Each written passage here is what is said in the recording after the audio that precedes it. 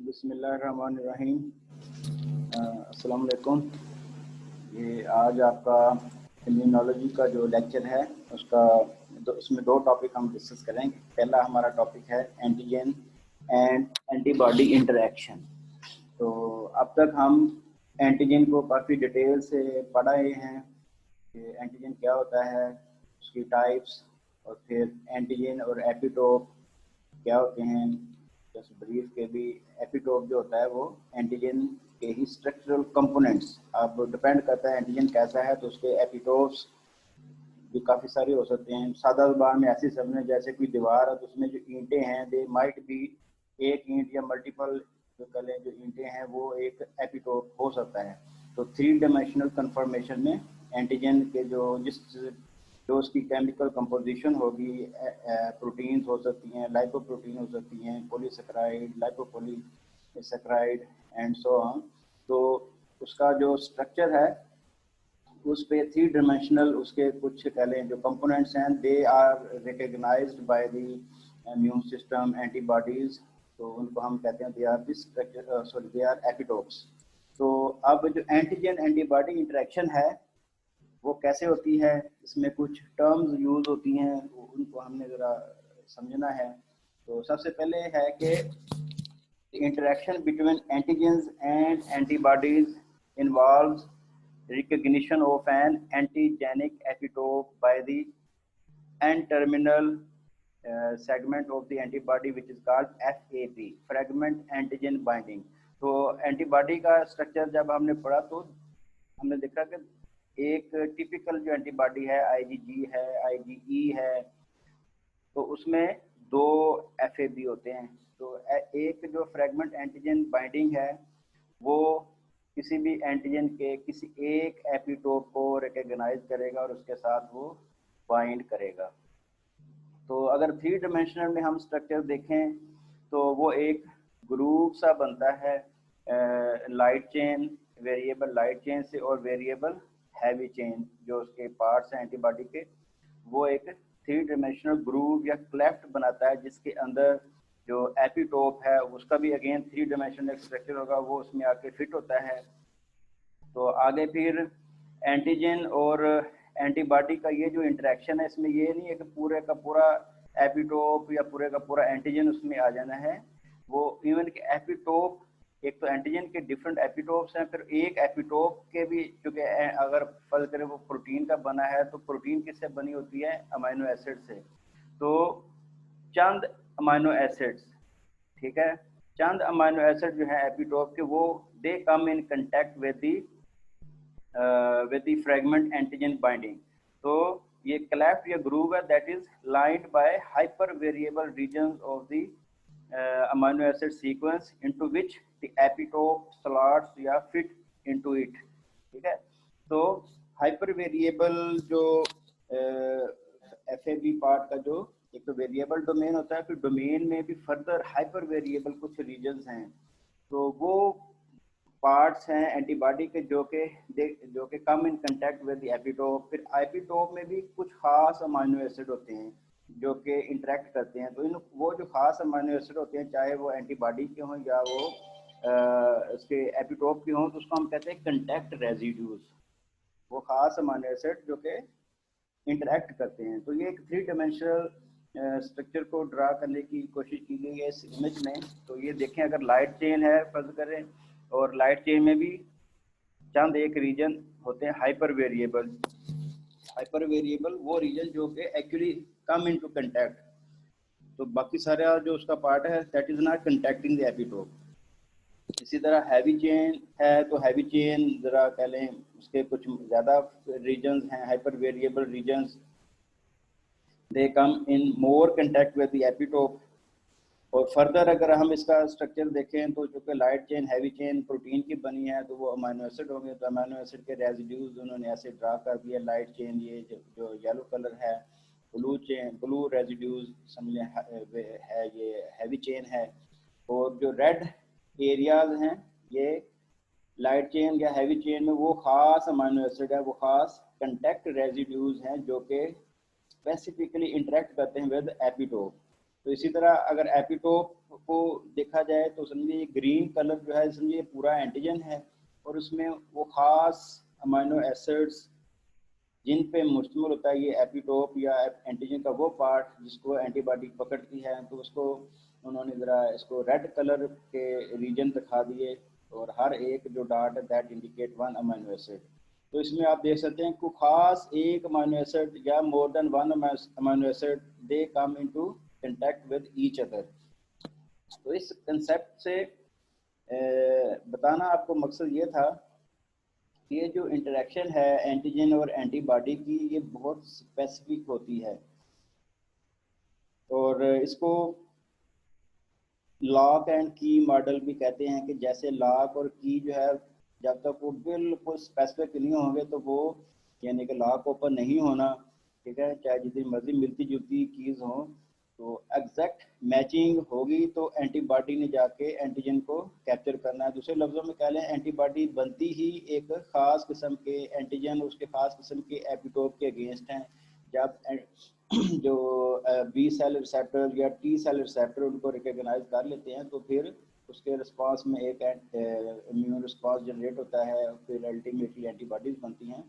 तो एंटीबॉडीज जो हैं वो अपने एपिटोप के लिए बहुत स्पेसिफिक होती हैं, जस्ट लाइक लॉक एंड की मॉडल।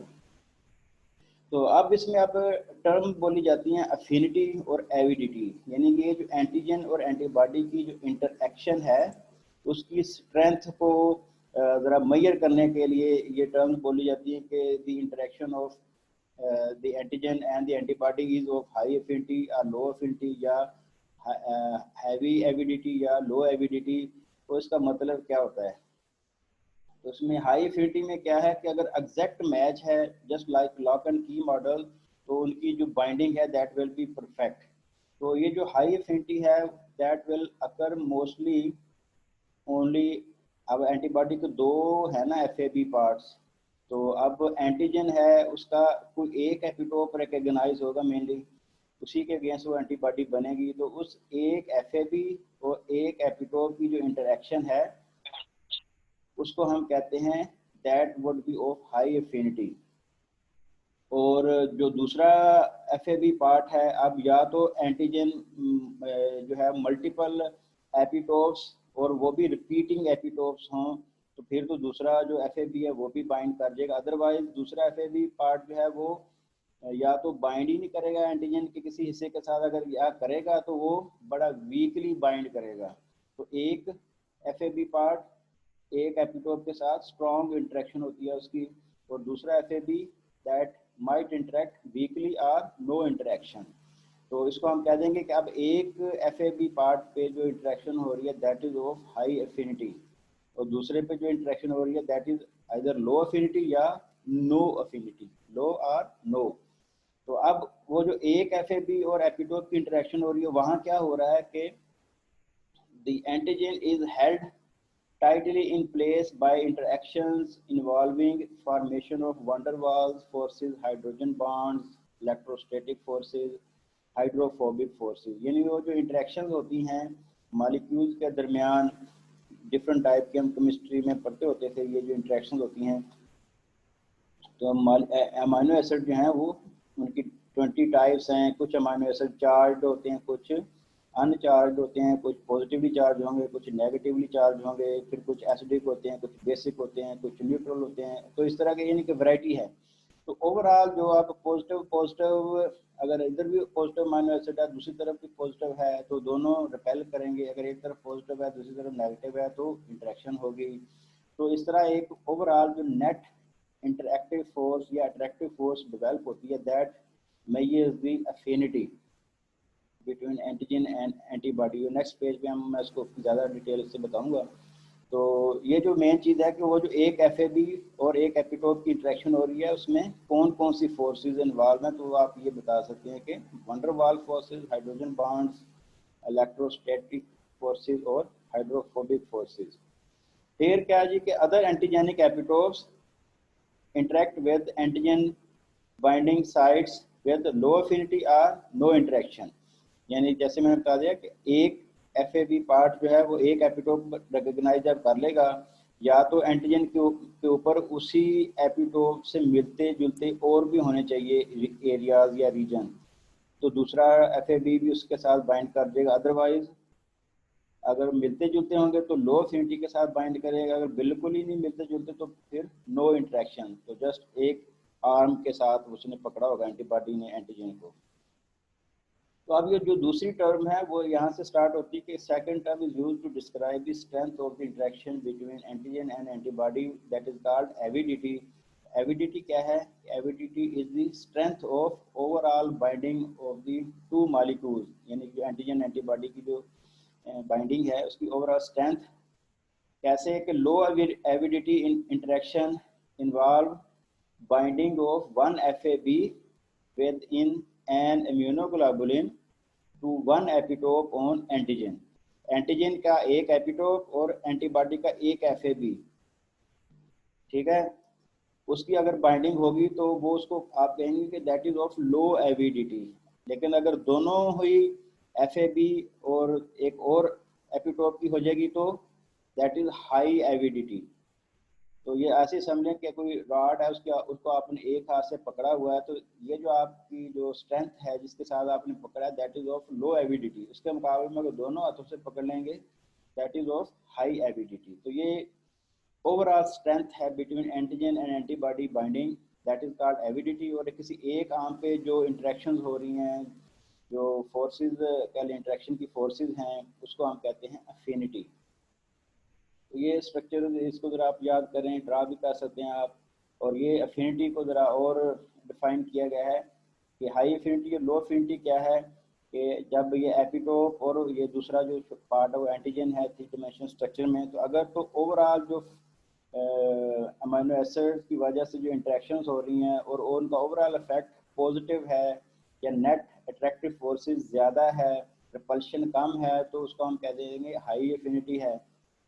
उसके मुकाबले में एक अट्रैक्टिव फोर्स है, एक जगह पे कह लें अमीनो एसिड एक दूसरे को अपोजिट चार्ज किए हैं तो वो रिपेल कर रहे हैं, तो ओवरऑल जो अट्रैक्टिव फोर्स है वो इसके मुकाबले में कम है, तो that is of low affinity.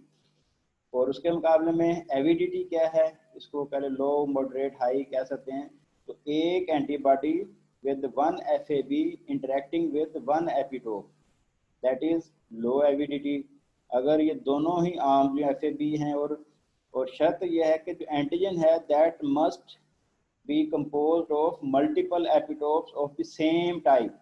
अब सेम ही एपिटोप, कई एंटीजन की भी वेरिएशन है, एक कई एंटीजन होंगे उनमें एक तरह के एपिटोप मोर देन वन हो सकते हैं या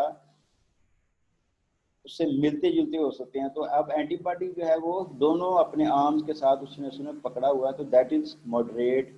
उसके मुकाबले में हैवी कैसे है या हाई कैसे है, एफ ए ये जो आईजीएम हमने पढ़ा उसके एंटीजन बाइंडिंग बैलेंस 10 है, तो उस 10 में से भी फर्दर अगर रिपीटिंग यूनिट्स एंटीजन पे मल्टीपल हैं तो उसने देख लें 1 2 3 4 अपने आर्म्स के साथ उसको पकड़ा हुआ है, तो ये हम क्या कहेंगे कि दैट इज हाई एविडिटी। तो ये जो कंपैरिजन है इसको अगर आप समझ लें, इमेज को ध्यान में रख लें, तो आप इजीली डिस्क्राइब कर सकते हैं कि what is avidity, what is affinity, what is high and low affinity, और फिर इसी तरह एविडिटी की जो कैटेगराइजेशन है। तो ये एक कंसेप्ट है कि आपको इस चैप्टर में पता चला कि एंटीजन क्या होते हैं, एंटीबॉडीज़ क्या होती हैं, एंटीबॉडी की टाइप्स क्या होती हैं, फिर स्ट्रक्चर उनका, कौन सी एंटीबॉडी किस फेज में काम आती है या उसका रोल है मेन, फिर एंटीजन एंटीबॉडी इंटरेक्शन बेसिकली होता कैसे है।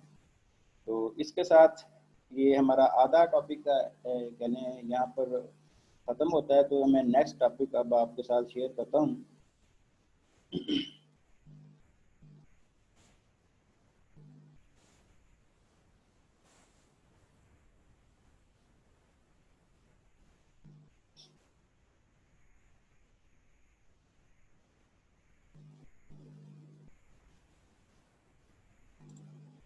तो ये जो हमारा नेक्स्ट टॉपिक है उसको हम कहते हैं कम्प्लीमेंट सिस्टम।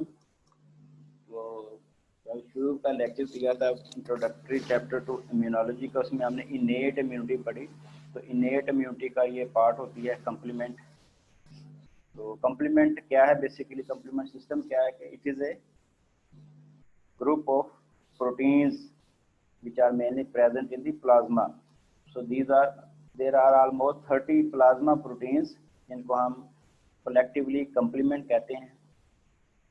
तो ये जो प्रोटीन्स हैं इनकी एक्टिवेशन के डिफरेंट ट्रिगरिंग फैक्टर्स होते हैं। मेनली जब एंटीजन बॉडी में इंटर होता है तो ये कम्प्लीमेंट प्रोटीन जो है इनको एक एक्टिवेशन का करें सिग्नल मिलता है, ये ऑटोमेटिकली एक्टिवेट होना शुरू हो जाती हैं। तो जिस तरह आपने फिजियोलॉजी में पढ़ा होगा क्लॉटिंग, ब्लड क्लॉटिंग होती है, तो उसके कई सारे फैक्टर्स हैं। कोई एक फैक्टर मिसिंग हो तो फिर अल्टीमेटली ब्लड क्लॉट नहीं होता। तो उसी तरह ब्लड कोगुलेशन की तरह या ब्लड क्लॉटिंग की तरह ये कम्प्लीमेंट प्रोटीन्स भी बहुत सारी प्रोटीन हैं। स्टार्ट एंटीजन या और भी डिफरेंट फैक्टर्स वो नेक्स्ट आगे चल के हम पढ़ते हैं। तो जैसे ही एक प्रोटीन एक्टिवेट होगी तो वो अपनी एक्टिवेशन के बाद एक दूसरी प्रोटीन डाउनस्ट्रीम जो है उसको वो एक्टिवेट करेगी, वो दूसरी फिर तीसरी को फिर चौथी को, तो कोई ऑलमोस्ट 30 प्रोटीन्स हैं। तो अल्टीमेटली एक जो इसको कहते हैं कैस्केड रिएक्शन है, और उसके एंड में जाके जो एक प्रोडक्ट बनती है उसको हम कहते हैं मेम्ब्रेन अटैक कम्प्लेक्स। तो वो जो कम्प्लेक्स है वो किसी भी सेल वाल जो बैक्टीरिया की है उस पर अगर वो एग्रीगेट हो जाए तो उसको वो लाइज कर देती है, सेल वाल उसको डैमेज कर देती है, रप्चर कर देती है, उसमें पोर क्रिएट कर देती है। तो अल्टीमेटली उसको हम कहते हैं कि साइटोलाइसिस भी हो जाती है जब वो फ्लूइड एक्सचेंज हो जाता है। तो complement proteins they work in A cascade system, एक एक्टिवेट होती है फिर उससे दूसरी एक्टिवेट होती हैं।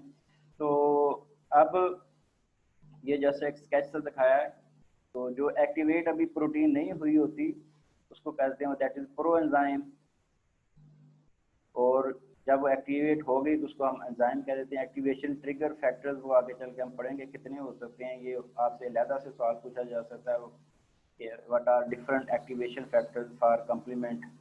तो फिलहाल कंसेप्ट बनाएं कि प्रो एंजाइम मीन्स जो अभी एक्टिव नहीं हुआ कोई प्रोटीन, तो वो फिर एक्टिवेट होगी in the presence of activation factor, तो वो एक डाउनस्ट्रीम किसी और कम्प्लीमेंट प्रोटीन जो मोस्टली कल एंजाइम ही होते हैं उनको उसको एक्टिवेट करेगी। तो वो प्रो एंजाइम एक्टिवेट हो गए, एंजाइम 1 बना, वो आगे फिर डाउनस्ट्रीम किसी और प्रोटीन को एक्ट करती है, वो फिर एक्टिवेट हो जाते हैं, और एंड सो ऑन ये फैक्टर चलते रहते हैं, और अल्टीमेटली एक जो प्रोडक्ट बनती है वो फिर अपना यानी कि एक काम करती है फाइनल जो उसके लिए होता है।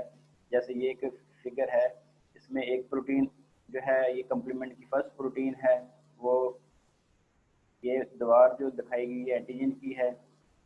एंटीजन के ऊपर ऑलरेडी कोई एंटीबॉडी किसी खास एपिटोप को रिकग्नाइज करके ऑलरेडी बाउंड हो चुकी है। तो उस एंटीबॉडी के साथ ये कम्प्लीमेंट प्रोटीन इंटरेक्ट कर ले, या कम्प्लीमेंट जो है वो डायरेक्ट सेल वाल के साथ इंटरेक्ट कर ले, तो वो उससे ये एग्रीगेट होना, ये कम्प्लीमेंट प्रोटीन जो है वो एग्रीगेट होना शुरू हो जाती हैं या एक्टिवेट होना शुरू हो जाती हैं। तो ये डिफरेंट प्रोटीन्स हैं, इनको हम आगे चल के समझते हैं। फिलहाल जैसे कंसेप्ट जो मैंने बताया कैस्केड क्या है, ये डिफरेंट प्रोटीन्स वो फिर एक दूसरे को एक्टिवेट करती हैं, अल्टीमेटली कम्प्लेक्स बनता है जो, और वो कम्प्लेक्स ये लास्ट पाथवे है इसमें ये वाला, मुख्तलिफ प्रोटीन्स फाइनली जब एक मेम्ब्रेन अटैक कम्प्लेक्स मैक बनाती हैं तो वो फिर बैक्टीरिया, अगर ये सारा काम सेल वाल पे हो रहा है तो सेल वाल में पोर जनरेट हो जाएंगे, अगर बॉडी के किसी खास सेल पे हो रहा है तो उस सेल के अंदर भी पोर हो सकते हैं, और वो फिर साइटोलाइसिस हो जाती है। तो ये जो साइटोलाइसिस इसको हम कहते हैं that is the end result या biological effect of complement activation. तो ये एक बड़ा यानी ज़बरदस्त सिस्टम है बॉडी के अंदर डिफेंस का, कि जब भी कोई एंटीजन आएगा तो कम्प्लीमेंट एक्टिवेट होता है और एंटीजन को डिस्ट्रॉय करने के लिए एक प्रोसेस स्टार्ट हो जाता है। तो अब मेन जो चीज़ आपको बतानी है वो ये है कि कम्प्लीमेंट सिस्टम के देयर आर 4 पाथवेज, 4 पाथवेज हैं इसके कम्प्लीमेंट के। एक को हम कहते हैं क्लासिकल पाथवे, एक को हम कहते हैं अल्टरनेटिव पाथवे, और जो क्लासिकल पाथवे है उसके साथ ही एक सब कह लें पाथवे कह लें या इससे मिलता जुलता एक पाथवे, उसको कहते हैं लैक्टिन पाथवे। तो उसमें जो प्रोटीन्स हैं यूज़ होती हैं वो क्लासिकल और लैक्टिन में मिलती जुलती हैं, आइडेंटिकल नहीं लेकिन फिर भी मिलती जुलती हैं, वो एक दूसरे के कंपोनेंट को शेयर करते हैं। तो अल्टीमेटली ये दोनों पाथवे जो हैं वो एक प्रोडक्ट बनाते हैं जिसको C3 भी कहते हैं। इसी तरह अल्टरनेटिव पाथवे भी एक प्रोडक्ट बनाता है C3 भी। और फिर दोनों ये बल्कि तीनों पाथवे हैं, they all merge into one pathway called terminal pathway. तो टर्मिनल पाथवे आप कह सकते हैं that is common between all these three different pathways.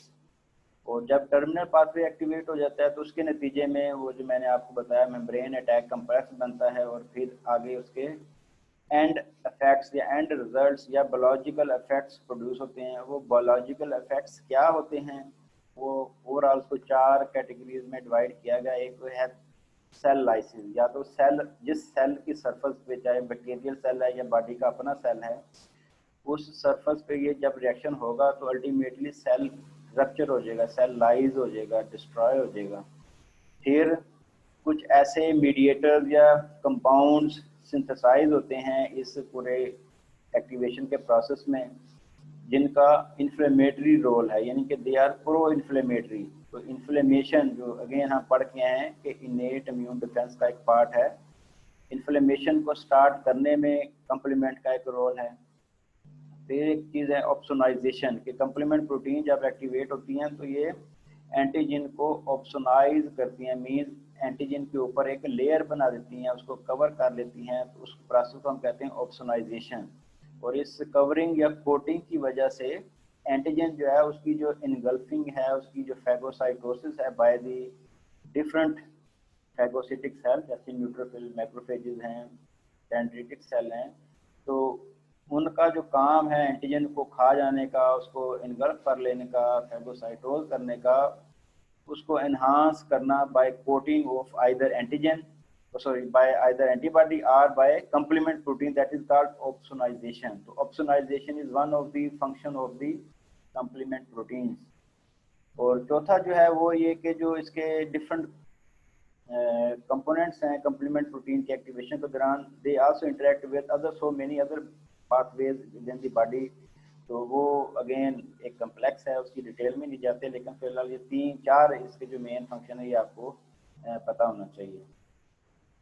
तो 4 बायोलॉजिकल इफेक्ट्स मैंने आपको एक्सप्लेन किए। अब कंप्लीमेंट जो सिस्टम है इसका थोड़ी सी हिस्ट्री कह लें या इसकी थोड़ी सी नॉमेनक्लेचर के बारे में हम पढ़ते हैं कि कंप्लीमेंट का जो फर्स्ट वर्ड सी है उसी से ही मोस्टली जो कंप्लीमेंट की जो प्रोटीन है C1, 2, 3, 4 ऐसे नाम हैं उनके, तो वो उनका जो सी है that is from C complement. और फिर उसके साथ एक नंबर लगा हुआ है, तो ये C1, 2, 3, 4 लगता तो ऐसे ही जैसे भी ये जो सीक्वेंस है, पहले एक प्रोटीन आई तो उसका नाम C1 होगा, फिर दूसरी आई तो C2 होगा, फिर C3 ऐसे।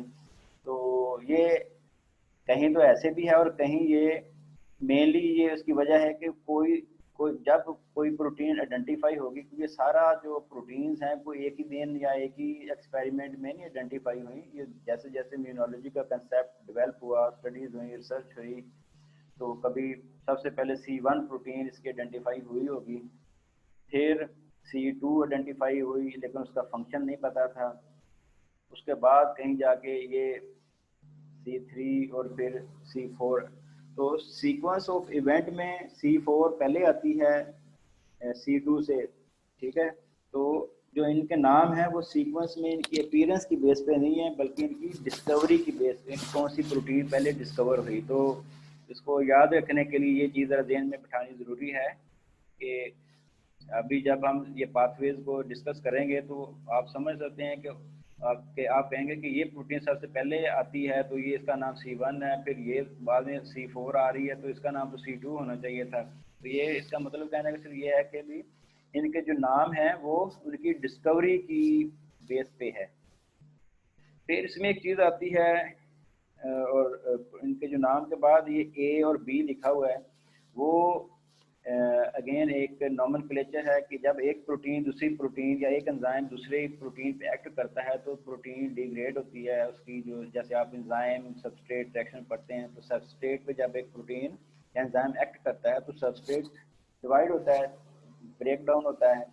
तो उसके नतीजे में जो प्रोडक्ट्स बनती हैं उनको उन्होंने नाम दिए हैं प्रोडक्ट एक है तो एक कह दिया, अगर C4 के ऊपर जब कोई पिछली प्रोटीन एक्ट करेंगी तो C4 ब्रेक डाउन होके दो प्रोडक्ट्स बनाता है, एक को C4 कह रहा है और एक को C4B कह रहे हैं। A और B ये जस्ट एक आइडेंटिफाई करने के लिए नाम दिए गए हैं। तो उसके बाद आ जाता है कि यूरोपियन नोमेनक्लेचर और नॉर्थ अमेरिकन नोमेनक्लेचर, इसमें थोड़ा सा डिफरेंस है। और ये जो बुक है जिसमें जो आप जिसको मैं आपको रेफर कर रहा हूँ, ये यूरोपियन स्टाइल को फॉलो करती है, लेकिन फ़र्क क्या है इसमें कि जो अगर एक प्रोटीन है इसमें एक कम्प्लेक्स बनता है उसको हम कहते हैं C3 कन्वर्टेज, यानी कि ऐसा एक एंजाइम जो कि C3 प्रोटीन पे जाके एक्ट करेगा और उसको फिर आगे डिग्रेड करेगा, उस प्रोटीन का नाम है C3 कन्वर्टेज। और उसकी जो केमिकल कंपोजिशन है उसको यूरोपियन नोमेनक्लेचर में उसका नाम है C4B और C2B, यानी दोनों ही B फ्रेगमेंट्स जो हैं C4 प्रोटीन के और C2 प्रोटीन के जो B फ्रेगमेंट्स हैं उनको वो कंबाइन होके जो चीज़ बनाते हैं, एंजाइम बनाते हैं, उसको कहते हैं C3 कन्वर्टेज। और नाम C3 कन्वर्टेज का मतलब है कि जो C3 पे जाके एक्ट करने वाला एंजाइम। तो यूरोपियन में उसे C4B और C2B कहते हैं, लेकिन नॉर्थ अमेरिकन जो बुक्स हैं उनमें इसको C4B और C2A कहते हैं, यानी C4B तो कॉमन ही है, और जो C2 प्रोटीन का बजाय इसके के B कंपोनेंट लिखते हैं उसको वो C2A है, वो जस्ट नोमेनक्लेचर का डिफरेंस है, अदरवाइज नॉट बिग इशू। लेकिन जस्ट एक चूँकि आप हो सकता है आप इस बुक की बजाय कहीं और से पढ़ना शुरू करें ये टॉपिक, तो ये अगर डिफरेंस नज़र आए तो आप समझ लें कि वो नॉर्थ अमेरिकन जो है नोमेनक्लेचर उसको यूज़ कर रहा है वो बुक। तो ये तो था बेसिक इंट्रोडक्शन आपको कंप्लीमेंट सिस्टम क्या है, कि it is a group of almost 30 proteins. आज की डेट में ये 30 या जब तक ये बुक लिखी गई या जो मेरा नॉलेज है उसमें ये कि ये 30 प्रोटीन्स हैं। तो मोस्टली जो प्रोटीन्स हैं उनको सी से ही इंडिकेट किया गया, कुछ प्रोटीन्स हैं जिनमें सी के अलावा भी उनके नाम हैं, तो वो जब आएंगी उस उधर मैं जिक्र कर दूंगा। तो अब बात आ जाती है कि पाथवेज जो हैं कंप्लीमेंट के, वो जैसे मैंने कहा कि 4 पाथवेज हैं। तो फर्स्ट पाथवे जिसको हम कहते हैं क्लासिकल पाथवे, क्लासिकल इसीलिए कि सबसे पहले यही डिस्कवर हुआ, सबसे पहले इसी की स्टडी हुई, तो उसको क्लासिकल पाथवे कहते हैं। और क्लासिकल और लैटेंट पाथवे जो हैं ये चूँकि अपने कंपोनेंट्स को शेयर करते हैं, इनके जो ये कंप्लीमेंट प्रोटीन्स है, जैसे कह लें ये प्लेयर्स कह लें इसे, है क्लासिकल पाथवे समझ एक टीम है तो उसके जो प्लेयर्स हैं दे आर समवट सिमिलर। फर्क इनमें है कि एक्टिवेशन कैसे होती है। तो लैक्टिन पाथवे, लैक्टिन प्रोटीन्स या लैक्टिन एक एंटीजन का कंपोनेंट होता है, वो जब इंटर होगा तब वो पाथवे स्टार्ट होगा। और क्लासिकल जनरली कोई भी एंटीजन आएगा तो पाथवे स्टार्ट हो जाएगा। तो सबसे पहले अब थोड़ा सा इसको हम ज़रा डिटेल में पढ़ते हैं कि classical pathway was discovered first before all other pathways. और इसमें जो सबसे पहली जो प्रोटीन आती है जिसका रोल है उसको हम कहते हैं C1 प्रोटीन। और ये जो प्रोटीन है C1 it interacts with the surface of the antigen या पैथोजन, ठीक है। तो अब इसमें मुख्तलिफ कंडीशंस हैं जिसको हम कह लें ज़रा वन बाई वन पढ़ सकते हैं कि in case of some bacteria this binding can be directly to the cell wall structural component, for example lipotecoic acid in the cell wall of gram positive bacteria, ठीक है। एक तो C1 protein interact करती है direct with the cell wall, तो अब cell wall में different bacteria उनका जो टारगेट हो सकता है वो डिफरेंट हो। उसकी एक एग्जांपल है ग्राम पॉजिटिव के केस में C1 protein interact with lipoteichoic acid, ठीक हो गया। फिर दूसरा ऑप्शन क्या है कि C1 protein can also interact with A protein called C reactive protein CRP। C1 पहले C रिएक्टिव प्रोटीन के साथ इंटरेक्ट करेगी और उसके बाद फिर CRP जो है वो बैक्टीरिया के जो पॉलीसैकेराइड होते हैं, जो कैप्सूल होता है बैक्टीरिया का, कुछ बैक्टीरिया, हर बैक्टीरिया कैप्सूलर नहीं, कुछ बैक्टीरिया कैप्सूलर हैं, तो उनका जो पॉलीसैकेराइड है उसका उसके साथ C1 डायरेक्ट इंटरेक्ट नहीं करती बल्कि पहले CRP के साथ इंटरेक्ट करेगी और फिर CRP जाके बैक्टीरिया पॉलीसेकेराइड के। तो ओवरऑल आप यही कह लेंगे C1 is interacting with the bacterial cell, लेकिन उसकी फर्दर जरा डिटेल है कि sometimes C will interact with cell wall lipotecoid, sometimes with the bacterial polysaccharide, but with the help of CRP protein.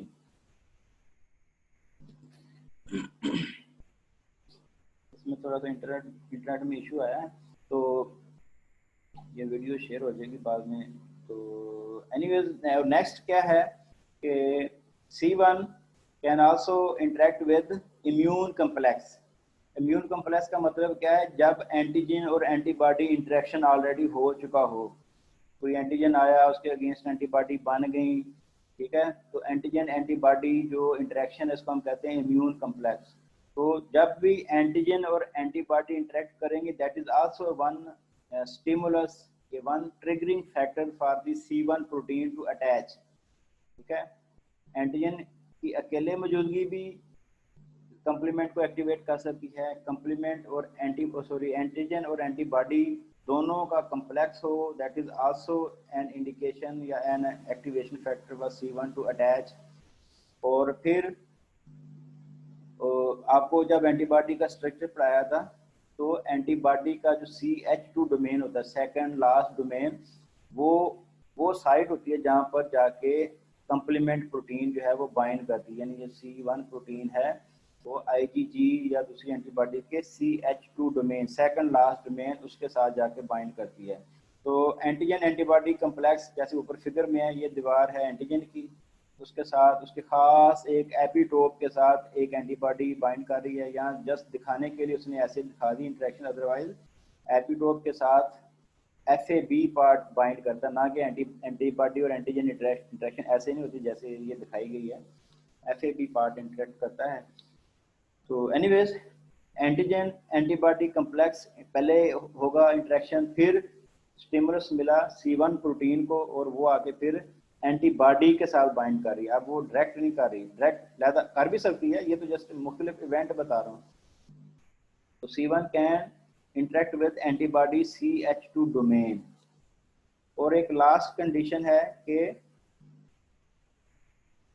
It is also possible for C1 to bind to an aggregate of antibody molecules in the absence of antigen। Antigen की गैर मौजूदगी में भी अगर कोई antibodies का aggregate बन जाए, अब ये वो सिचुएशन क्या है, वो कुछ भी हो सकती है, लेकिन ऐसा भी कोई भी इवेंट जहां एंटीबॉडी एग्रीगेशन हो जाए, एग्रीगेट बन जाए, तो that may also activate C1 protein. Otherwise इसके अलावा जो बाकी सारी कंडीशन है उसमें एंटीजन की मौजूदगी जरूरी है, ठीक है। तो ये डिफरेंट फैक्टर्स हैं जो कि आपसे पूछे जा सकते हैं कि what are different triggering factors for the complement to be activated, ठीक है। तो ये आपको पता होना चाहिए। बट इन एनी केस फर्ज करें, antigen is present in all these situations, और वो एंटीजन जो है वो that present A relatively large surface, mean वो एंटीजन जो है जैसे बैक्टीरिया है, बड़ी एक वायरस के मुकाबले एक बड़ी सरफेस या सेल वॉल वो प्रोवाइड करता है, ताकि एंटीजन ये कंप्लीमेंट की जो ये प्रोटीन्स हैं वो एक्टिवेट हों और उसकी जाके सरफेस के साथ वो बाइंड कर सकें। तो सेल और माइक्रोब समटाइम बॉडी के अपने सेल के ऊपर भी ये काम होते हैं, जैसे प्लेटलेट किसी के जो डिक्रीज हुए थे तो उस प्लेटलेट के सरफेस पे एंटीबॉडीज कंप्लीमेंट एक्टिवेट हो सकता है, या उसके ऊपर प्लेटलेट की किसी खास सेल मेम्ब्रेन प्रोटीन के अगेंस्ट एंटीबॉडी बनी होगी, और वो जब ये एंटीजन एंटीबॉडी कम्प्लेक्स बन गया तो उसके साथ आगे कंप्लीमेंट एक्टिवेट हो गया और फिर प्लेटलेट लाइसिस शुरू हो जाए। तो ये जस्ट एग्जांपल है कि बॉडी के अपने सेल भी हो सकते हैं और फिर माइक्रोब की जो सेल वॉल है that may also present a surface जिसके ऊपर ये सारा काम होना है। एनीवेज जब ये C1 प्रोटीन एक्टिवेट होती है तो C1 प्रोटीन के भी मल्टीपल कंपोनेंट हैं जो कि C1 Q R और S के नाम से हैं। तो जैसे ये ऊपर फिगर में दिखाया गया है कि C1 Q प्रोटीन, उसका स्ट्रक्चर और ड्रा करने के लिए इस तरह का दिखा दिया है, जैसे हाथी होती है, तो नेचर में पता नहीं कैसा होगा ये, लेकिन ये कि ये multiple C1q molecules they combine, then another C1 protein sub component called C1R और फिर C1S, they all are aggregated when antigen and antibody complex is present। उसके साथ ये बाउंड कर गई तो इसको आप कह देंगे कि complement has been now activated, और ये classical pathway of the complement has been activated। तो यहाँ तक इसको मैं ज़रा कह लें छोड़ देता हूँ। नेक्स्ट जब हम स्टार्ट करेंगे तो हम इसका जो पाथवे है उसको ज़रा फर्दर डिटेल में डिस्कस करेंगे। फिर कम्प्लीमेंट जो सिस्टम है इसमें ऐसा नहीं है कि जब एक दफ़ा स्टार्ट हो गया तो फिर वो चलता ही रहता है। इसमें एक रेगुलेटरी सिस्टम भी है, कंट्रोल मैकेनिज्म भी है कि जब ज़रूरत है और अपना काम कर दिया इसने तो कम्प्लीमेंट को स्विच ऑफ करने का भी एक सिस्टम है। वो अगेन हर पाथवे में डिफरेंट है, वो कैसे काम करता है वो अगेन नेक्स्ट लेक्चर में हम पढ़ेंगे। तो यह ध्यान में होना चाहिए कि कम्प्लीमेंट सिस्टम अनरेगुलेटेड नहीं है, इसका एक रेगुलेटरी मैकेनिज्म भी होता है। उसके जो कंपोनेंट्स हैं that is definitely part of the जो कम्प्लीमेंट की जो 30 प्रोटीन्स हैं उनमें उनका भी जिक्र आता है। तो जस्ट बताना ये था कि ये उनके नाम कुछ ऐसे हैं जैसे डैफ, CR1, MCP, फैक्टर 1। तो मोस्टली प्रोटीन जो C1, C2, 3, 4 ऐसे करके नाम है। तो कुछ कम्प्लीमेंट प्रोटीन उनके नाम इस कन्वेंशन से हट के भी हैं, जैसे फैक्टर 1 है, और तो इनको ऐसे ही ज़रा याद रखा जाता है। तो बाकी हम नेक्स्ट लेक्चर में इसको पढ़ेंगे। तो ये लेक्चर मैं इसको अपलोड कर दूंगा, यूट्यूब पे भी कर दूंगा, LMS में भी इसका लिंक दे दूंगा, तो इसको आप उधर से भी देख सकते हैं।